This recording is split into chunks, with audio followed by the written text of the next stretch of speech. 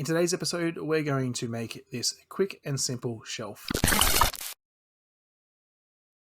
I started out this build with a pre-laminated panel from my local hardware store, but you could use anything or laminate your own. I first cut the panel to length and then ripped it down the middle to get two equal shelves. I wanted to get the illusion of the dowel going through the shelves, so in each corner I used a Forstner bit to cut a round mortise the same size as the dowel. The top shelf gets mortises on the bottom, and the bottom shelf gets mortises on the top and the bottom. Using a handsaw and a miter box, I cut my legs to length.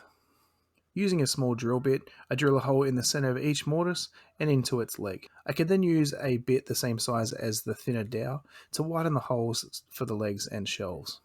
After cutting the small lengths of the thinner dowel, I could glue them into the bottom legs. To assemble, I inserted the bottom leg into the shelf and inserted the top leg.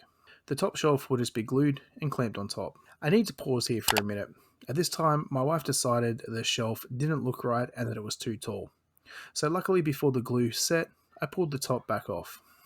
Using the shelf as a height spacer, I used my pull saw to cut the legs down to a better height. We also decided the legs should be on top as well.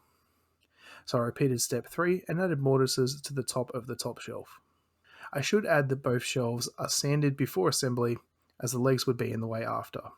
The top legs were going to be too short to use dowel, so I cheated and I screwed the top shelf to the legs. I then glued and clamped the offcuts on top, and once that glue was dry, I used a scrap piece of wood and my pull saw to cut the top down to final height. I gave everything a final sand, and we are done.